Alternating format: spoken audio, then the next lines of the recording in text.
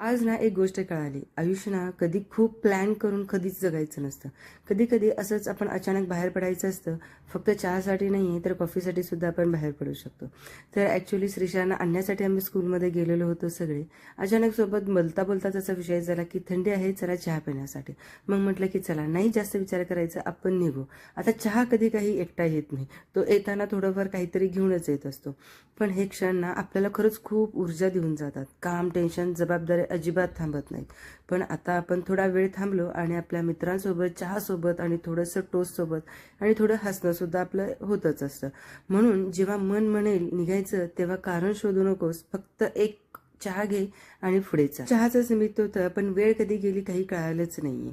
शेवटी एकच कन्क्लुजन निघाला, चहा कधीच एकटा येत नाहीये, सोबत असे काहीतरी मित्र, परिवार, हसणं.